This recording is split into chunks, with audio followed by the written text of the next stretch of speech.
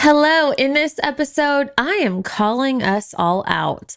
I am holding a mirror to all of us and reminding you who you are, what you're capable of, and I am holding you accountable for what it is only you can create for yourself and for the planet. Prepared to be fired up and potentially triggered. Let's go.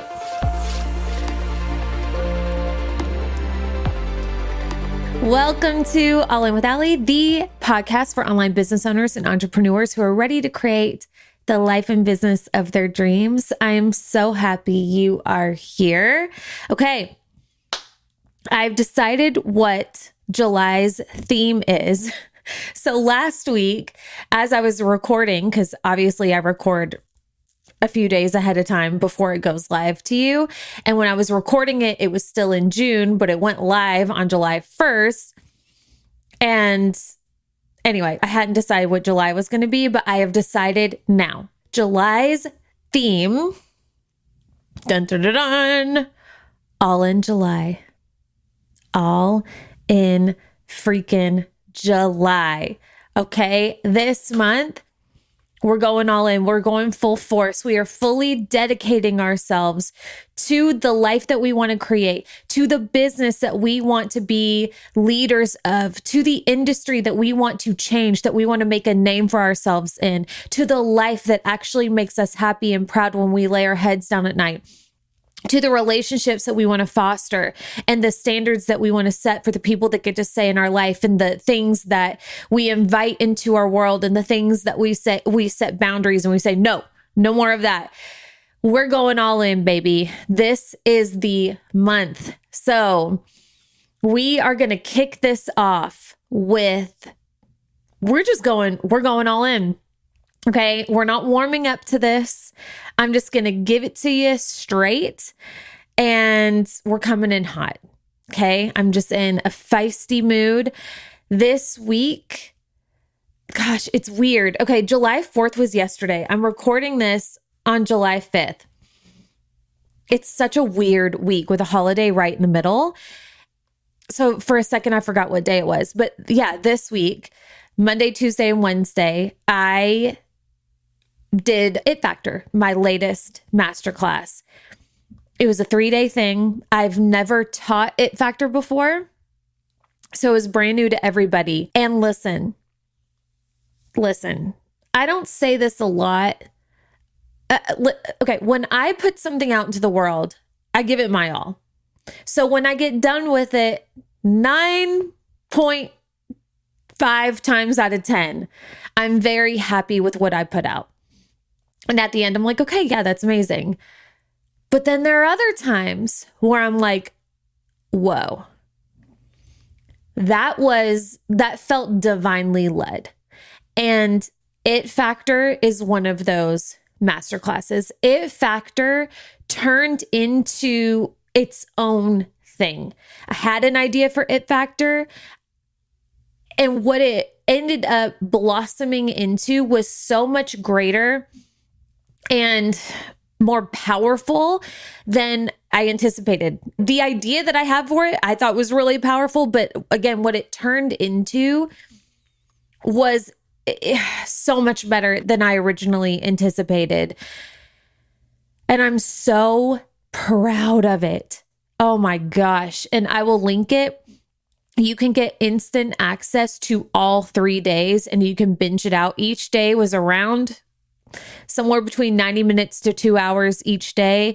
I bled out for this masterclass, and I'm so proud of it. And the feedback that I've gotten has been honestly what I thought it would be, because I could feel it.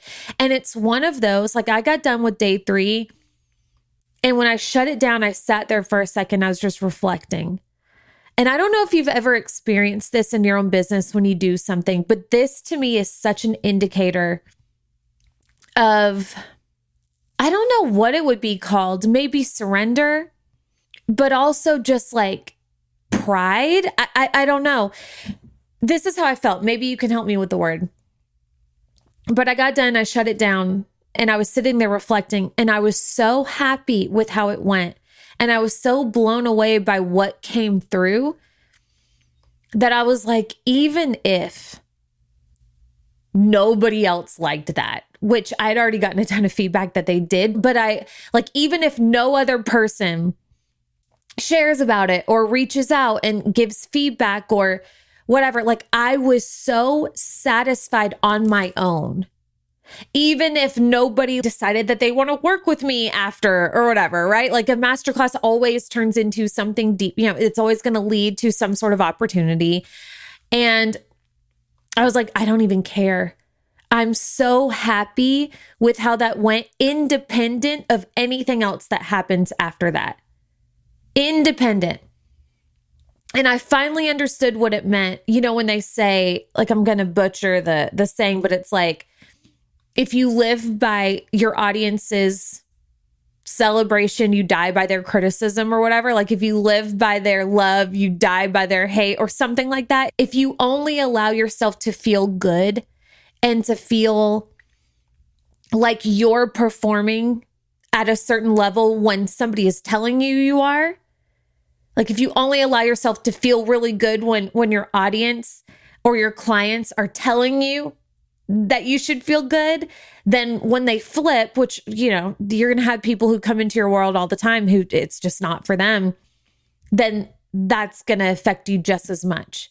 And I've been really working on that. And I finally got it at the end of It Factor. Cause again, I was just like, oh my God, it doesn't even matter. Like somebody could reach out to me today and say that was the worst masterclass that they've ever been in and it ruined their life and whatever. And I'd be like, I'm so sorry. And I'm so in love with that masterclass. I'm sorry it wasn't for you. But I wouldn't doubt for a second. I would not doubt for a second the magic that transpired over the past 3 days, the 3 days of the masterclass. All of that to say, it has shifted me. I was delivering this class, and I said this in the class and I meant it. I was like, I am as much talking to you as I'm talking to myself. I am as much taking the wisdom that I'm sharing with you from the women that we talked about in the class, and I am infusing it into my own heart and soul. And it just shifted. I shifted my damn self. Okay. I'm just so happy about it. I'm so happy with it. So I'm still fired up. And I have been, quite frankly, a little annoyed with myself as well. Because after doing this masterclass and after really going into this material, I see ways that I'm absolutely proud of that I'm doing in my own business. But there are also some things that I'm like, you know what? We need to lock that up. What are we doing? It illuminated levels for myself that I'm still participating in that I don't have the desire to participate anymore. And one of the things that we talked about on day 3 of the masterclass, we were talking about, how it's like this hot term, like hitting new levels, right? You want to up level. You want to reach a new level for yourself, a new whatever. It's this hot term, but it's a thing. It absolutely is a very realistic metaphor for growing as a human, as a business owner, and growing a business. Like up leveling is absolutely a thing. And the saying, new level, new devil, I've also found to be very true, because at new levels, you have different sets of circumstances and challenges and whatever, like different levels of yourself that you're meeting for the first time. And you got to acclimate to it. You got to hold the line and you got to hold the energy during the void. And, like all of these things are very accurate. But one of the things that we talked about is like, if you are ready to up level, your job is to stop participating in the current level that you're in. So what that means is, let's say, for example, you're ready to increase your prices and you've thought a lot about it and it makes you nervous and maybe you've been a little insecure about it, but you're so tired of being underpaid and being so booked and busy and still not hitting, the level of money that is going to sustain the lifestyle that you want. And you know that part of the issue is you are undervaluing yourself. So you're ready to increase your prices. So you do it. You increase your prices. And that's a step in the right direction. But to fully up level in that regard and to attract in the clients that are more than happy to pay that new level and then some, there are clients at every single level, whether you're charging $100 an hour or $1 million an hour. I know people who charge $1 million an hour. It is a thing. There are clients at every single level. So it's not enough just to change your prices, but you got to back it with action. You have to be a match for those prices. So there is going to be a void. When you shift something in your business, whether it be your prices, your offers, whatever, there is going to be a certain period of time, whether it's an hour, whether it's a day, whether it's a week or a couple of months, before somebody comes through and fulfills that pays that new price or hires you for the thing or whatever the thing is. There's that void, right? It doesn't mean that what you're doing isn't working. It's just that there's a void in everything, in every span of creation, right? When you get pregnant, you don't all of a sudden pop a baby out of your hoo-ha. That's not a thing. Thank God. That would be terrifying. There is a void of 9 to 10 months where you are gestating, where that baby is growing and being created. Our dreams, what we want, the clients, the new levels, it's the same thing. Very, very similar. So anyway, you change your prices. There's going to be a void. Your job is to hold the line and to not play into the old level when you get tempted, when you get tested. So what that means is if you shift your prices, what's going to happen, because I feel like this has happened to me every single time, and this has happened to every single one of my clients, is somebody comes through, tries to book you at the old pricing, or say like, oh yeah, I was ready to sign up. And I know like a week ago, it was this price and now it's different. Can I still get the old price? I can't do the new one, but I could do the old one. Or, hey, this is how much money I have. I can't afford your new pricing, but like, is there anything for me at this pricing? And since you're in the void, you have this opportunity. The universe is giving you an opportunity to be all that you say that you are. Are you the woman at the new level with the new pricing who's ready for the new level client? Or are you still going to play into the old level? So your job is to not play into the old level. So when that happens, when that client comes through and you say, I am so excited to work with you, if that's the case, I would love to support you. If that's the case, let me send you the link to the new pricing. If you have any questions, let me know. If it's not right for you at this time, that's totally fine. I'm not going anywhere. Like however you want to handle that. But you hold the line. If you want to hit a new level, you don't play into the old one anymore. So, this was a topic of conversation in day 3 of the masterclass. And I could see areas of my own life where I'm like, okay, I can see where I'm not doing this as well as I would like to.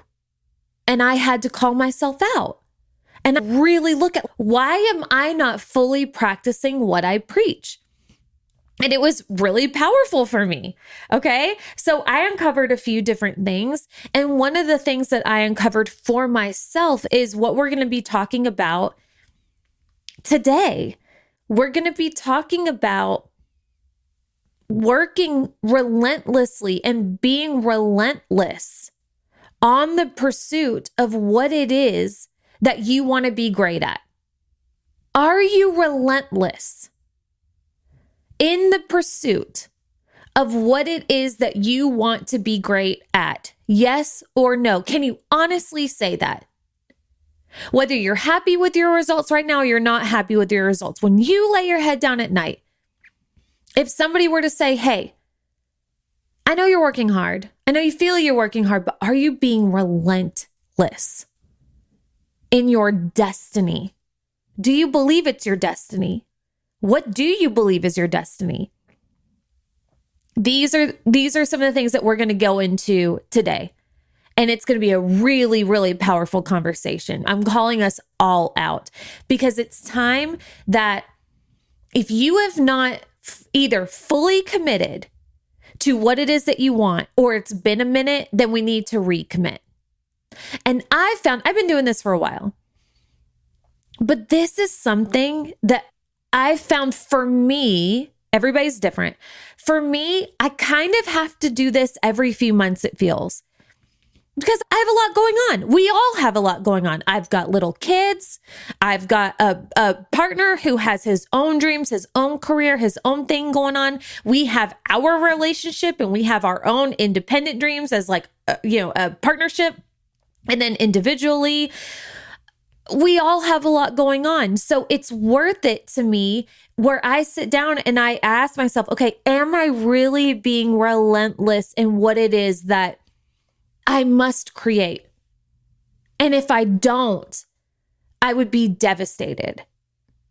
That's what we're going to talk about today. Another thing that I talked about in the masterclass is we were essentially reflecting on being relentless and how hard we're working and what it is that we're creating. And we talked about how it can be confusing sometimes, getting clear on like, is this what I want? Or is this actually what somebody else wants? Is a way that I'm going about my business and my quote unquote dreams, is it in a way that actually feels good for me? Or am I doing it in a way that somebody else told me I need to be doing it? It all can get cloudy sometimes. There's a lot of noise out there. We can get influenced, sometimes in a good way, sometimes in a way that we don't necessarily want to get influenced. I posed these two questions that I thought really hit the mark. And it was a really effective way of reflecting on where you're at and how you're going about your business and your overall vision for your life and in your business. And I said, I want you to reflect on it with these two. Number one, how would your 13-year-old self feel about what you're doing today? And the reason, and then the second one, we'll go into each of these, but the second one was, how would the 93-year-old version of yourself feel about how you're living life and how hard you're going and the things that you're doing? And the reason why I did, two opposite ends of the spectrum is because when we're 13, I feel like we're still a child. We're coming into womanhood. And we're really starting to imagine what we would be. That's when you really want to grow up, right? You're like, I'm ready. Or at least that's how I was. I was like, okay, I'm ready to get out of this awkward phase. And I really was so looking forward to who I was going to be one day, because my childhood was not that fun in a lot of regards. It wasn't that joyful in a lot of regards. So I was very excited to get to the next level, so to speak, of life. So I had these visions of myself. And I feel like at that age, when you're a child, that's when you have the most clear, uninfluenced, for some of us maybe, pure vision for what it is that you want, right? You're not looking around at other people saying like, what do you want to do? You're not inundated with quote unquote being realistic of like, okay, well, I would like to be famous, or I would like to change the world, or I would love to be this world renowned thing. But then you grow up and you get jaded and you feel like, oh, well, that's unrealistic. That's who am I to, like we're still dreaming.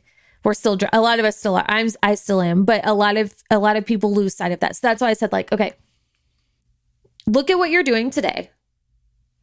How would your 13-year-old self feel about that? Would she be excited?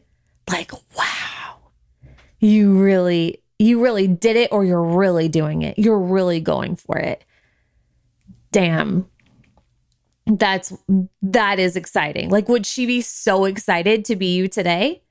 Or would she be like, huh, okay, I thought we were going to go for it. Okay. And by the way, quote, going for it is going to look different for everybody.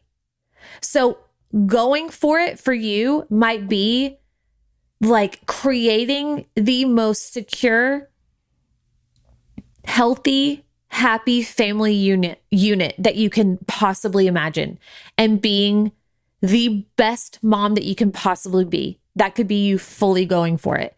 For somebody else, it could look like being like me. It could look like being a mom and fulfilling her business vision as well. And it all, I have many other things that I'm also pursuing. And anywhere on the spectrum. So it's going to look different for everybody. So like, okay, what would your 13-year-old self think? And then what would your 93-year-old self think? How would she feel about this? Would she be like, yes, you really were fearless. Yes. Thank God. Like, I have no regrets on how that went, because I went for it. And yes, maybe I had to apologize a couple of times, but at least I went for it. At least I didn't ask for permission before I did what was my right to do, which was to live the fullest life that I can possibly live. Those are really powerful questions and things to reflect on. I want you to think about that. And when you're thinking about that, I want you to bring yourself back to where you are now. And where did you fall in those questions? Where did you fall honestly? Are you really going for it? So again, there's so much noise out there. Everybody has an opinion. I have an opinion. Everybody else you follow has an opinion. Okay. And I know that it can be really confusing because some people are very persuasive in their opinions and in how they think you should live your life and what is the quote right way to go about it. And I'm sure that I do this too. I do my best to make caveats and say, you got to do what's best for you, and try and remind us all, because it's going to look, there's no linear path to success and there's no one way to success. And I do feel like we're in this weird time. We've actually been in this weird time where it's become unpopular to be relentless in the pursuit of what it is that you want. It's like people are confusing a relentless drive. And when I say relentless, I just mean like, if you're not going for it, like if you're not fully emptying the tank, you're not okay with that. Like that's how committed you are to your vision and to the life and business of your dreams. You are that committed to where like when you know that you're not giving it your all, you're not okay with that. And you clean it up. It's never going to always be perfect. We all have different seasons. We all have different things that we're dealing with. But okay, I'm giving it all that I have. Versus, I feel like I could do more. That's what I mean by relentless. And I feel like people are getting that confused with hustle culture. And as we know, hustle culture has been demonized as this thing that we need to stay far away from. And I get it, right? Because hustle culture is this idea that like you need to be pushing yourself all day, every day to the point of burnout, basically. Right. And if you're burning out, too bad, keep going. Like it has this. And I even think hustle culture has been also taken out of context because different strokes for different folks. Some people like to work different ways. But what I don't love about it is that it's become this thing that's like, it's hard for me to articulate, but it's like, we've almost fallen into this reality where we're tricking ourselves into thinking that we shouldn't be working hard. that if you're working hard, it's a bad thing. That like the 4-hour work week, that kind of thing. There's a difference between working smarter, not harder, and not working hard or smart at all. And I think a lot of people are getting that like super confused. And then they're wondering, why am I not getting anywhere? They're telling me not to hustle. They're telling me to work less hours a day and to time block and to prioritize my kids and to prioritize all these, self-care and all these other things. And I'm doing that because I want to be in my feminine and I don't want to be too much in my masculine and I want to lean back. And I'm like trying to do all these things because I don't want to fall into hustle culture and I don't want to burn out because burning out sounds really freaking scary. And also, I have not moved an inch in a year and a half. I wonder why. And that's what I'm talking about. Make working hard great again, and I've fallen into this too. I have totally fallen into this too, because there really is something to be said for understanding your masculine and feminine energies. And if we need to do a podcast on that, let me know. Comment if you're watching this on YouTube. Let me know if that would be helpful for you, or Instagram or wherever.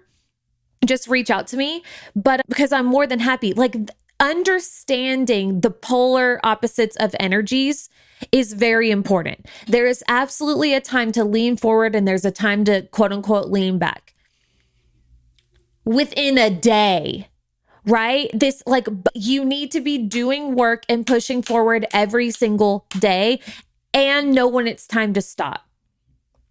But a lot of people have gotten super warped and confused.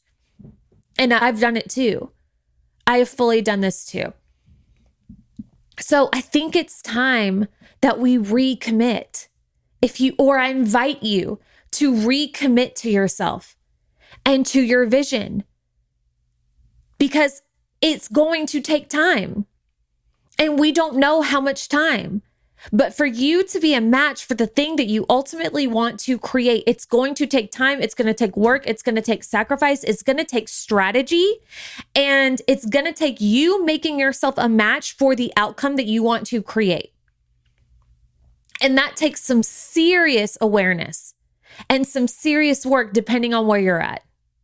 But if it means that at the end of your life, when you're 93 years old, you look back and you say, frick yeah, I did it. Look how far I came. Look what I did for myself, for my family, for my legacy, for my industry. Is that not worth it? Is a little bit of short-term sacrifice not worth the long-term effect of you making it? We've got to come back and remember that.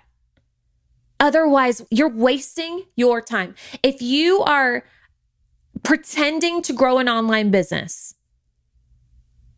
and I say pretending because you haven't fully committed and you haven't figured out a way that works for you, and you're not giving it all of your energy, or you say you are, but deep down you know that you're not, because you're hiding or you're trying to do too much in other areas or whatever, you're wasting your time. There are a lot of other people out there in your industry teaching the same things who are giving it all that they have, who are a match for the success that they want to create. And they're going to get the client over you every single time until you decide to become her in your own right, in your own way.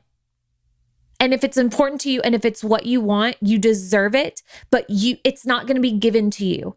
It's not going to be delivered to you just because you want it. You have to create it. And you have to stay on the path when times are good and when times are not so good. If we could just show up being a boss when we have money, when clients are ready to work with us, when circumstances are good and ripe and exciting, we'd all be millionaires. The easiest thing on the planet to do is lead when things are good.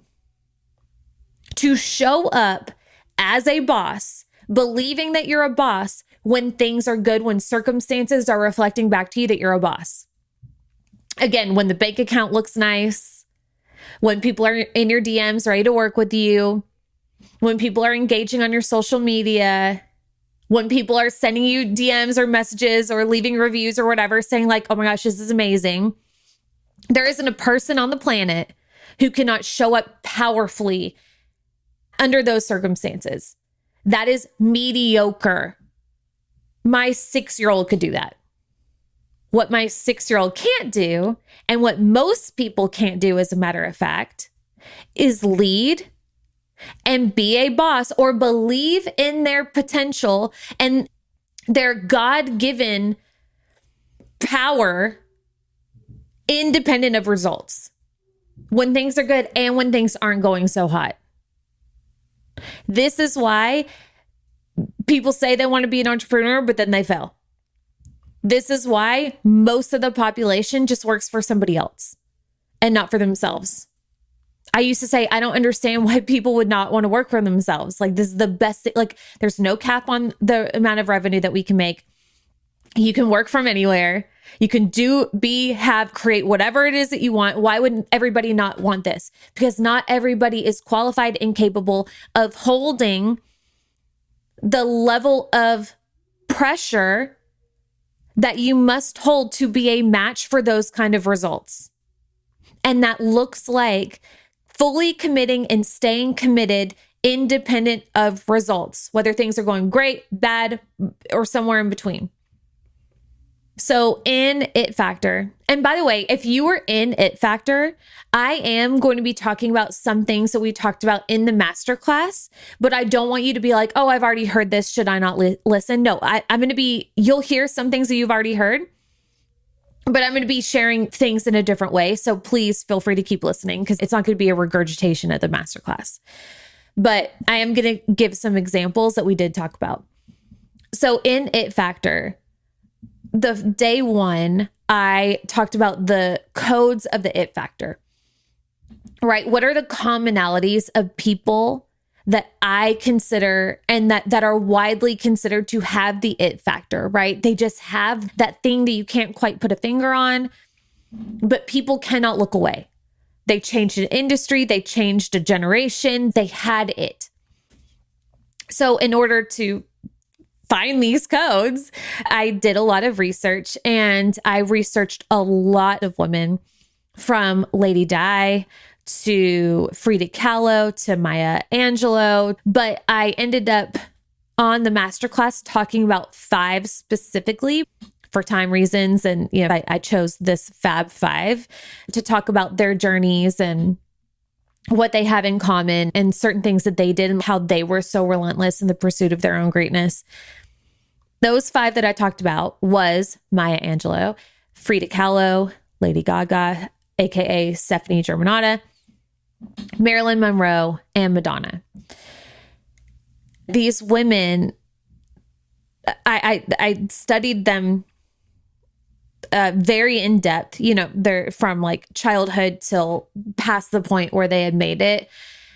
And they each had these commonalities that I would say like led to and made them a match for the level of success that they each created in their own right, in their own industry, with their own art.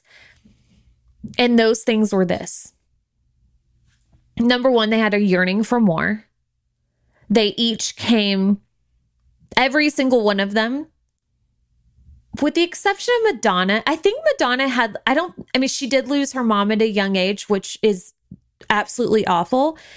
But compared to the others, she didn't grow up in such dire circumstances as the other ladies. Frida actually didn't either, except she experienced major, like she was severely injured and disabled at the age of 15, I believe, when she got into a bus accident where her bus hit a streetcar and she was impaled. And that led to a lifelong, the rest of her life, she was, a lot of times bedridden and, multiple surgeries.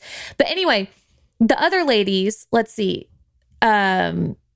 they all in their own way had some sort of dire circumstance in a way where like, either way, honestly, that doesn't even matter. Whether they came from like super dark, dire circumstances or not, actually, that doesn't matter now that I'm thinking about it. Because regardless, they each had this fire within them where they didn't know why. They didn't know necessarily what. Some of them did. But they just knew that they were made for more. They just knew. They knew. They came from very normal backgrounds, or some of them very dire situations. And they were just like, I am not meant to be here. This is not that this is bad necessarily, but like I am personally am meant to do more with my life. They had that commonality. And then they actually did something with it.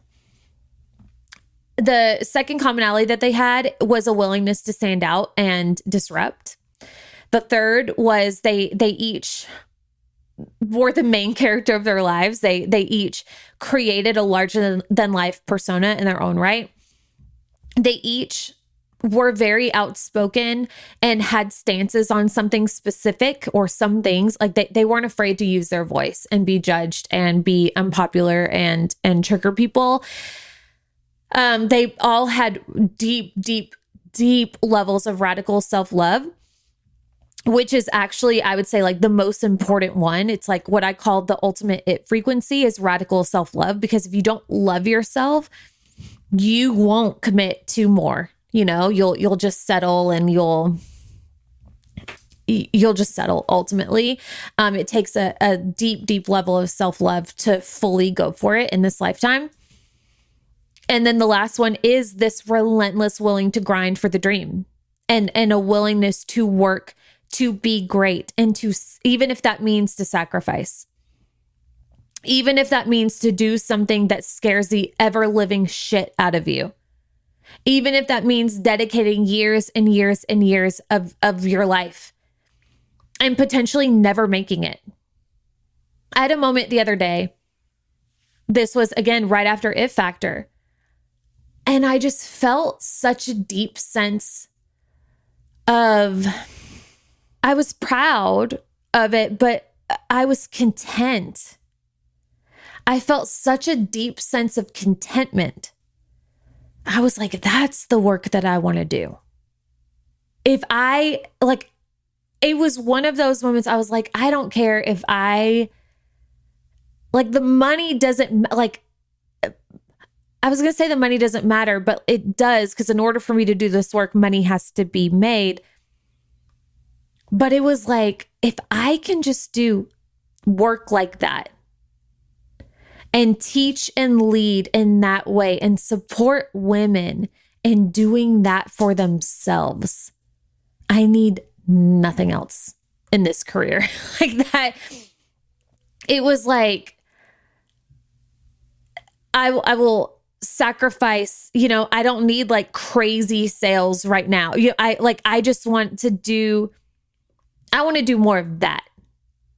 I'm willing to sacrifice short-term things and selling like my time, for short-term money in different ways, so I can instead focus and do more work like that and put in my time and energy to create more of that.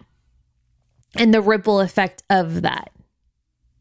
It's like that's what I want us all to feel. Like you're really doing it. And I had that moment where I was like, because I have my own goals, right? I've got monetary goals. I've got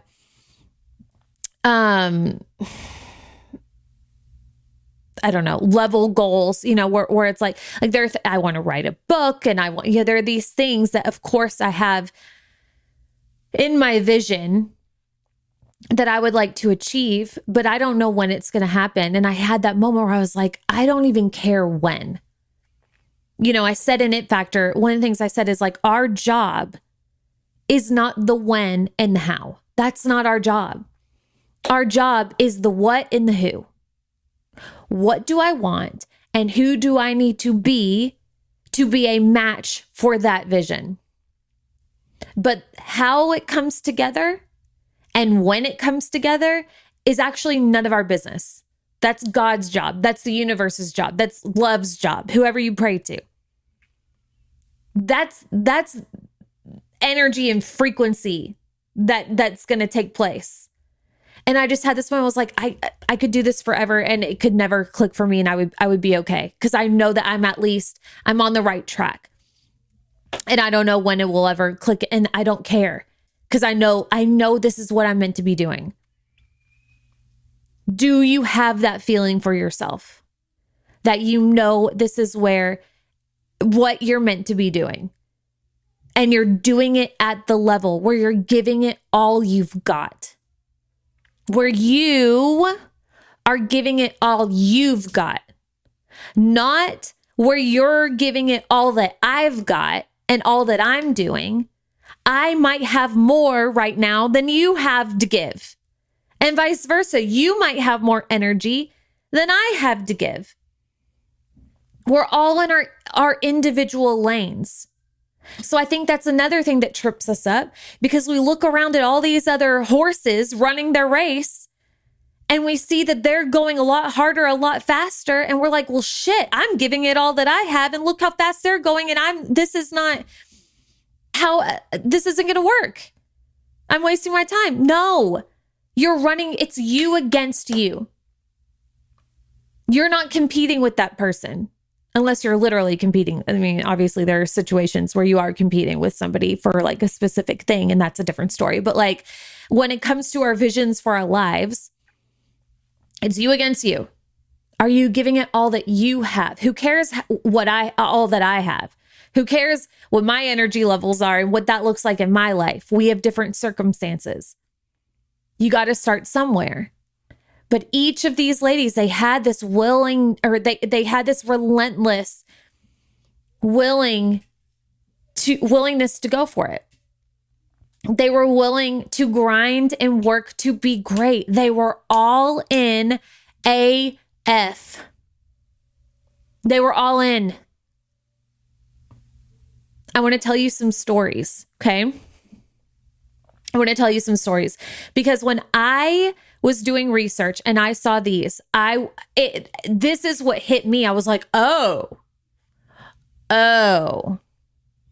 okay. That's what that really looks like, right? That's what going big really looks like. I think posting on social media every single day and being consistent on Instagram is me going big. What the fuck? Meanwhile, Madonna was making recordings of cassette tapes and going to, the hospital where the president of a record company was about to get open heart surgery, introduces herself to him while he's in his hospital bed and is giving him her cassette tape and saying, listen to this before you go into surgery, and got signed to the record label that day. There's a difference. There's a difference. Right? Like sometimes we get so, I think you know what? Okay. I'm going to be like conspiratory here, and I'm going to get into like some spiritual warfare here too. But I do think a lot of this is on purpose and by design. I do think there's a lot of things out there, and there's a lot of messages out there, and there's a lot of platforms and confusion. Some of which just because that's life, but also some of which I think to confuse us and to warp our priorities and to have us so distracted and consumed and confused as to what we should be doing that we don't get anywhere, or we get a fraction of how far we could actually go if we were just like, again, recommit, get focused, stay in our lane, and go. And believe so crazy, wildly deep about our potential and what we're here to do. And our right to do it. And being absolutely refusing to not accept anything less than that. before I share these stories with you, I want you to ask yourself these questions real quick. And if you don't know the answers to these, just take a beat after this podcast and journal it out. Or go for a walk and think about it. I don't know, whatever you want to do it. This is some of the most important work you could ever do for yourself. But when you consider what it is you want to be known for, okay, let's think about in terms of business. Let's think about in terms of your legacy. Like, let's say if you were to consider, this is a little morbid, but it's actually really effective. If you were to consider what somebody would say in your obituary when you pass, what would they say about you? What do you want them to say about you in terms of your legacy? Or when you're 93 years old and you're reflecting back on your life and you know that your days are, our days are numbered now. God willing, we get that far. But you get that far and it's winding down and you're reflecting. Do you even know what it is you want to be known for? Do you even know what it is that you want? Or does it change every day? Does it change based on what your mentor wants or what's popular in the moment or your mood or what's working? Do you only want to play big when things are working and then you change your mind? Or are you committed no matter what? And then the second question I want you to ask yourself is, are you working toward it every day? Are you putting in the sweat equity for your greatness? Can you honestly say that? Are you focused? Are you focused on the one thing, or are you spread out too much? Because I don't know about you, there are a lot of things that I'm like okay at. But then there are some things that I'm really, really, really good at. And I've gotten a lot better. And there was a time where I was not, like speaking, for example, teaching, for example. Do you know that was one of the things when I was a little girl?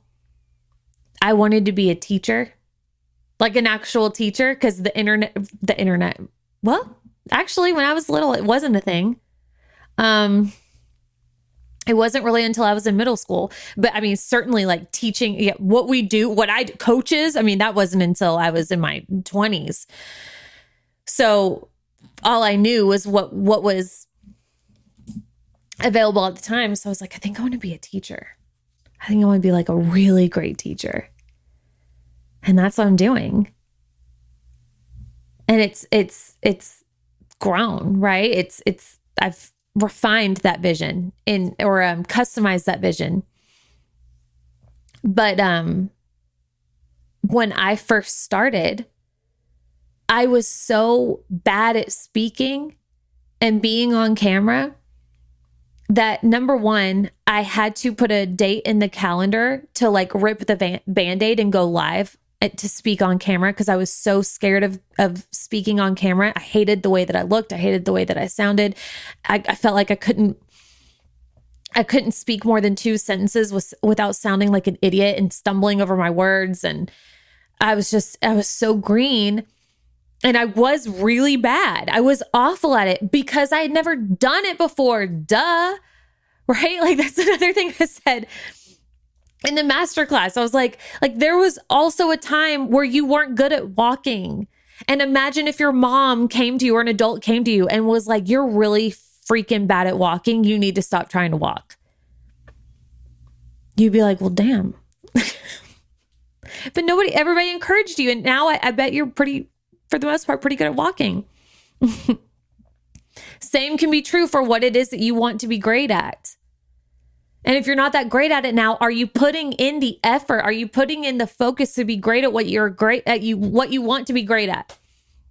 Or are you using the excuse of time because you're trying to focus on too many things? You're trying to be, quote, great at too many things, which means that you're just going to be mediocre at a bunch of shit that doesn't matter to you.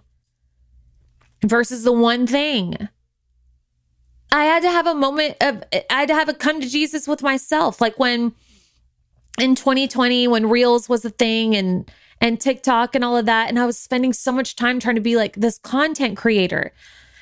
And content is important, right? If you're an online business owner, content is our job. Marketing is our job. Nobody's going to know you're the best unless you're marketing yourself as the best and you're putting yourself out there. That is important. But also, content creator is its own lane in and of itself. It's its own career. So there's a difference in making content for your career and being a content creator. And I was spending so much time and effort on content that you would think that I was trying to be a content creator. That's not my dream. It's not my dream. And I had to have I was like, I got off track. I'm spending, like, if you look at my day and what I'm focusing on, I am focusing the bulk of my day trying to get a few likes on TikTok. Come on. Had to ring it back in. So anyway, ask yourself those questions. Okay, I'm going to tell you these stories real quick because these are like, oof. Okay. Just like put things in perspective of what it looks like to relentlessly go for a big life or your dreams or whatever. And obviously, like, these women, we're going to give you like some short stories real quick from Madonna, Gaga, Maya, and Marilyn. Okay. Real quick. We'll go through them real quick. Obviously, each of these women created massive careers and massive names for themselves, right? They're world renowned in their own field. Some of you want that for yourself. Others of you, it's not like your what's it for you, like your it thing. It does not have to be world renowned level big. It doesn't have to be world famous level big. It can be at a different scale. That's perfect, right? This is what you want for yourself. But that doesn't mean just because you don't want to be world famous doesn't mean that you're still not going to be relentless in the pursuit of it. So Madonna, back to Madonna. Like I said, first of all, she had this inkling for more, right? When she was, I don't know, I can't remember if she was a teenager or like 20 or something. When she was pretty young, she decided to move from her home in Michigan, where she had always lived, to go to New York with $35 in her pocket. Her dad was like, absolutely not. You've lost your mind. What are you thinking? And she was like, I'm going for it. And by the way, like all through high school, she was a dancer. She like worked really, really hard at being the best dancer that she could possibly be. And she wanted to be great. Like, I think she wanted to dance. And I think she knew she wanted to sing. I don't know. Anyway, it doesn't matter. So she goes to $35. She goes to New York with $35 in her pocket. And it's a grind, right? She like can't afford to live there, doesn't have anywhere to live. Ends up having to work at Dunkin' Donuts to make ends meet. She ends up getting fired from Dunkin' Donuts because a customer was rude to her and she squirted jelly in his face. Even though, you know, anybody in their right mind would be like, I literally need this job. Well, maybe don't squirt jelly in a dude's face. Not Madonna.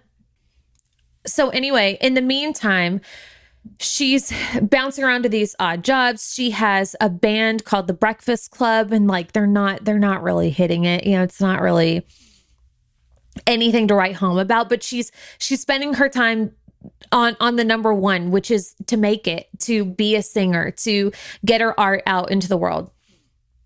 She ended up having to pose nude for art students for $30 a pop because the situation was so dark at one point, right? She needed money that bad. She was told that she would make it, that she didn't have what it took. She had an opportunity that she ended up removing herself from because it didn't feel right. She got like with these producers and they sent her to France and it was supposed to be like this big moment, but something about it didn't feel right in her soul. And she came back. Anyway, she had every single excuse to just say, you know what?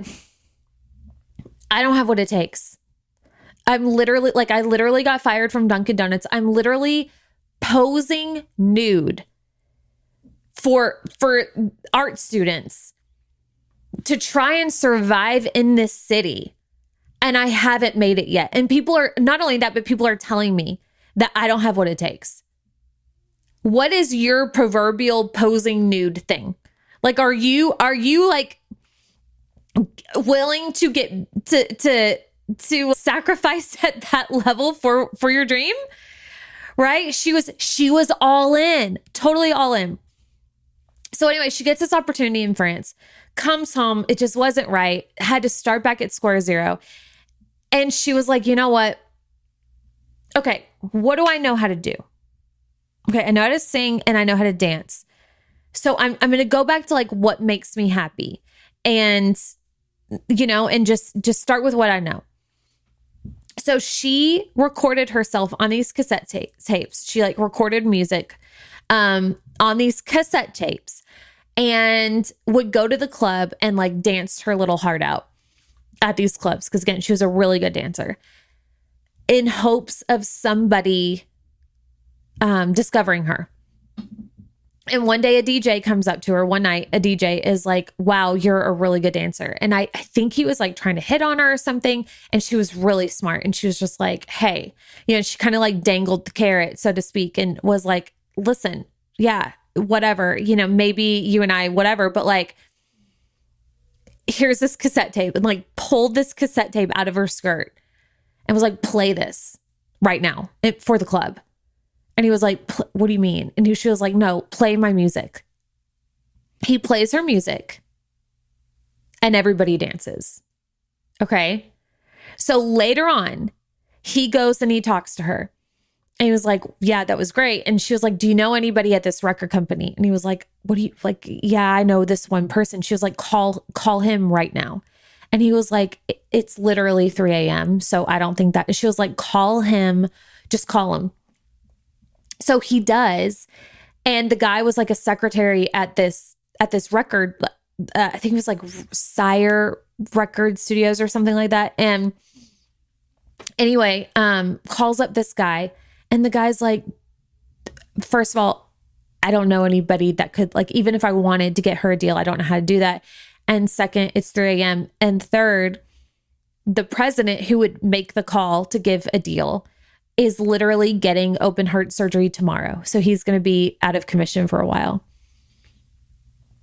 When I tell you, our girl Madonna believed in herself so much, she was so hungry, probably literally and metaphorically, that she goes to the hospital. Okay, this is in the 80s, so I guess like maybe it was easier to do this. Just like, airports at one point, you were able to like walk back and sit with your loved ones before they flew on a plane. Back there were like wasn't security then or something. Anyway, pre 9/11. So anyway, times are different. Somehow she gets back there, goes to this dude before he gets surgery, and is like, hey, I'm Madonna. You trust me, you need to listen to this music. And he's like, hi, I'm literally getting heart surgery in a minute. Do you mind? Also, I don't have a Walkman to listen to this. So she goes, tries to find a Walkman. And I guess he's just like, okay, he maybe had a feeling in his gut, like, okay, just get a damn Walkman, calls his assistant, gets a Walkman, listens, and signs her that day. And you're afraid to reach out to whoever you want to reach out to for like a collab.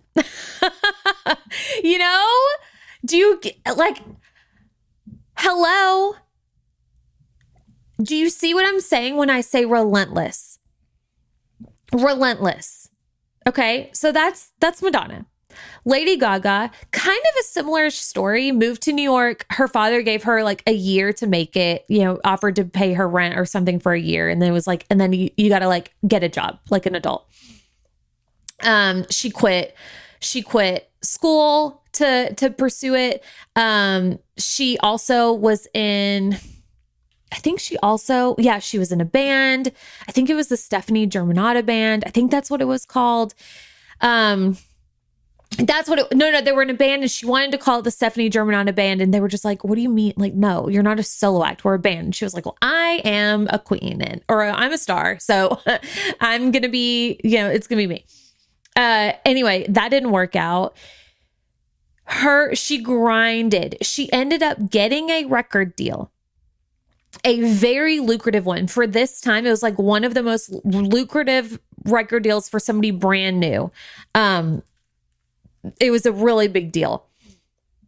Gets it. So I want you to imagine, okay, she gets this record deal. She finally, quote, makes it. And she's given this amount of time to like write her album or whatever. 3 months in, they pull the deal for whatever reason. They just pull it. And record companies, they can do this and they do it. So I want you to imagine thinking, I've made it, and telling everybody and thinking like that this is your moment. And for no reason really given other than this isn't good for business anymore, we have to pull it. It gets slipped right out from under you, pulled right out from under you. And to have to go back to your family and your friends with your tail between your legs, like, okay. Record companies told her she was not attractive and she was not marketable. So she kept going. She kept working at it, was like burlesque dancing and performing in these clubs. She ended up getting another deal, but this time to only write songs for other people. Because again, they didn't think that she had the star quality. So they're like, you could be behind the scenes. And she was like, I'm literally a star. And they're like, we literally cannot see that. We don't know what you're talking about. Okay. She believed in herself so much. So anyway, she does write songs. She writes like hits for Britney Spears and a bunch of others. And, like that's a pretty good gig. And then somehow, like, I don't know if she gets another deal or what, but like she's performing at Lollapalooza. And a bunch of people were comparing her to Amy Winehouse because her hair was really dark at the time. And her like the way she dressed and stuff, it was not like what you would think of, especially early days of Gaga. This was like, she would show her shoulders sometimes, like wearing all black hair. And the record company was like, you need to, you need to change your, go blonde or something. And then all of a sudden she reinvented herself and the Gaga that we know was born, and the rest is history. Okay. But like totally, multiple times got the rug pulled out from under her. And again, every excuse to feel okay, I guess this isn't for me. Maya freaking Angelou. She's such a good example of focusing and refocusing on the main thing, because she was a singer and a dancer. She had like albums of her singing. But what she came to realize was she really just wanted to be a writer. She wanted to teach and she wanted to write, and she realized that. So she gave up singing, and she was quoted saying, I couldn't become great at it, talking about writing, because you can only become great at what you, let me start over because we got to get Maya's quote right. She said, I couldn't become great at it because you can only become great at what you love enough to sacrifice for. See? Maya said that. She knew. And she said, I am a teacher who writes. So she focused on that. So, okay, first of all, her upbringing, it's heartbreaking. I'm going to let you do your own research on that. But she was mute for 6 years. She was violently sexually abused, and the fact that she became like one of the best writers and poets that we've ever known it's really incredible. Like when you know where she came from and how far she came. But, what part do I want to share next? Because there's a lot here, and I want to be mindful of because there's so much that I could say about her. Okay. Well, let me share this because this is cool. And I think like when I heard this, I was like, wow, that's kind of crazy, because how many times have you said you're going to do something but you're like, okay, I'll do that when I turn this age, or I'll do that when the kids are done with school, or I'll do that when this, or whatever. Thinking that we're always going to have that same opportunity to go for something, right? Listen to this story. So in the 50s, African-American writers in New York City, or in New York, formed the Harlem Writers Guild, which the whole point was to nurture and support the publication of Black authors. And Maya joined that in 1959. And while she is a part of that, she started what was called the Cabaret of Freedom, which was to raise money for the civil rights movement. She was a huge civil rights activist. And in the creation of this and in her activism, she actually took a leadership role alongside Martin Luther King Jr. Okay. And Martin Luther King Jr. had this vision. He said, we need to unite the poor. That's what we need to do. Like, how we're going to change the world is we're going to unite the poor. And he had a dream, and he wanted her to join him. He invited her to join in, I don't know if it was certain roles in the activism. And she said, yes, I will do that after my birthday. I will come and I will join you after my birthday. And he ended up getting shot and killed before she had an opportunity to join him. And she was so devastated by that, depressed, devastated, as you can imagine, right? This man was an angel, a game changer, a trajectory changer, an absolute hero.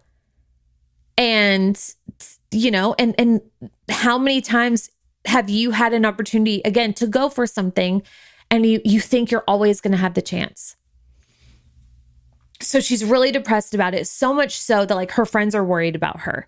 And she's not coming out of her house, and she's just really upset with herself and taking it really hard. And a friend came to her house to cheer her up and is like, get out of here. Just get dressed. Come with me. We're going to go to a friend's house, because he wanted her to get out and just laugh and be around friends again. So she agrees. And at this party, she goes and she meets a publisher. And I guess she was talking to the publisher, and she told a little bit of her story to this publisher. And the publisher was like, oh my God, you need to write an autobiography. You need to write your story. And she was like, I don't want to write my story. What do you mean? I don't want to do that. And her partner at the time was really smart and knew her really well, and challenged her and said, the only way that she'll do it is if you tell her it's impossible. So the publisher was like, yeah, you know what? On second thought, it's probably not a good idea. You can't, nobody knows. You're not known. It's probably not a good move. Never mind. Forget I even said anything. And Maya was like, excuse me? Do you know who you're talking to? I'm doing it. And she does. And she wrote her famous autobiography, I Know Why the Caged Bird Sings. And it's of her life. And that changed her life. And she talks about, she ended up publishing 30 more books and 6 more autobiographies. But she talks about anytime she would go to write something, it's not like it just flowed out of her. It's not like it was just easy for her. She would have to go into a hotel, because I guess she would be too distracted at home or something, which I feel like everybody here could relate to that. But she would go into a hotel, lock herself in the hotel for sometimes weeks straight. She had her Bible, a yellow notepad, and a bottle of sherry. She also talked about how she would remove ugly artwork because she wanted to be surrounded by beauty and things that inspired her. And I love that detail. And that is what it took. That's the level of sacrifice that it took for her to create her art. And she also, so after these autobiographies and after she began making a name for herself, she got asked to write a poem for President Clinton's inaugural speech. She was the second poet ever to be asked to be given this honor. The first poet was Robert Frost. And she had to write a poem for the inauguration. And she talks about how she, for weeks, had to lock herself up to write it, to like force her to get it out of her. And when she was asked about this and how she felt about this opportunity, she said she was absolutely terrified. It was the scariest thing she'd ever been asked. She like knew she could do it, but also she hadn't done it yet. So, she was scared just like any of us would be scared, but she knew that she wanted to do it. She knew that it was a yes for her. So it looked like sacrificing and making it happen. And what she wrote was On the Pulse of Morning, which won a Grammy. That's how good it was. Okay. Last story I'll tell you, Marilyn Monroe. Marilyn was in foster care her whole life until she got married at 16. After that, she left this dude and she went to make it in Hollywood because it was her dream. She wanted to be famous. She wanted to matter. And she got a little success. Was also told by studios that she didn't have it. She was too plain, wasn't beautiful enough. But like had like a little success and then totally dried up. So much so that she had her car repossessed. And in order to get her car back so she could drive to auditions and continue on her pursuit of her own greatness, she famously posed nude for Playboy for $50 in order to get her car back. Ended up reinventing herself as what we now think of as Marilyn Monroe with the blonde hair and the vibe. And we know the rest of the story. So are you doing that? Would you pose nude? Not literally, maybe. I don't know, maybe. Literally or figuratively, are you willing to pose nude? What would that look like figuratively? Do you want it that bad? Do you believe in yourself that much? These women weren't doing this because somebody said, if you do this, you'll make it. Hey, if you do this, if you sacrifice, if you just keep going, even when people tell you like you will make it, they did not know. They did not know if it would be in vain. They did not know if they would make a total and complete fool of themselves. They probably thought they were making total and complete fool of themselves, but they had such a deep level of belief and self-love, and they wanted it so bad that the how and the when did not matter to them. They were all in no matter what. No matter what. All they knew was the what and the who that needed to make it happen. The what and the who. What is your what? What do you want? And are you becoming and on constant, relentless pursuit of becoming the match to what it is that you want? Are you doing that? That's what I want you to ask yourself. And if you're not, and if you need support in this, I have something very exciting to tell you. For the month of July, in honor of All In July, I am in this one time, I do this once a year, and this will never happen at this price again.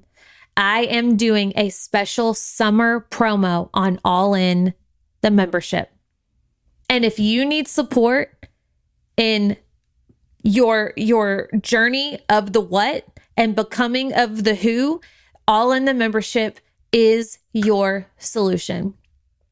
So in this membership, not only do you get 2 calls with me a month, but you get instant access to all of my programs right now. So anything I've ever created, you get instant access to. A full library of over 20 programs, actually closer to 30 now. It's over $15,000 worth of programs you get instant access to, in addition to any new program, masterclass, anything that I create while you're a member. So it is a year-long commitment. That is by design, because you are committing to your growth, to your journey. You're all in no matter what. That's part of the deal. That's part of the magic that happens. So we meet 24 times. You get 2 calls a month, 24 calls total, plus instant access to all of these programs. to create and be the person that you are made to be. This is on these calls, by the way, no time limit, no restriction of questions, no limit to questions. Everybody gets a turn. You get to go more than once if you need to. I am all in for you. You're all in, I'm all in. And we do that twice a month in addition to all of the programs. I have designed it very, very intentionally to offer that level of hands-on support and that level of catalog of support and programs that you can go at your own pace, fully customize whatever you need. You get to choose, okay, I need help with creation of offers. I have programs for that. Okay, I need help with my energy and my energetics. I have programs for that. I need to know how to grow my email list. I have programs for that. I need to know how to effectively sell in the DMs. I have programs for that. Programs for all of it. You want something new? Tell me, I'll make it. So normally my membership right now is $544 a month. And for the month of July, or at least right now, you can get it for $444 a month. You save over $1,000 if you join within the month of July. I feel like we probably will do a price increase this month. It'll still be under the normal amount. But right now, as you listen to this, it is $444 a month. And the first 10 who join, this will be fun because it'll be really fast, but the first 10 who join get an all-in AF strategy call where we will make you a full plan, you and me, one-on-one. We'll make you a full plan of action for the full year where we work backwards from your big audacious goal. Whatever your all-in goal is, whatever your Madonna level goal is, you and I will sit down, we'll plan backwards for a full year. So exactly the programs that you want to watch, what you need to be working on. And then we get to meet twice a month to keep you going, to maintain your, so that will be for the first 10 who jump on this within this month. Okay. It's going to be incredible. I'm so excited to do this. I only do this once a year, but each year the price goes up because there's more content added to it. So if you know you need support, if you know you could use me by your side, keeping you going, supporting you in what you need to make big moves, to do it in an effective manner, this is for you. I'll put the link in the show notes. And if you have any questions, you can DM me at Allie I. Reeves. I love you. I'll see you next week.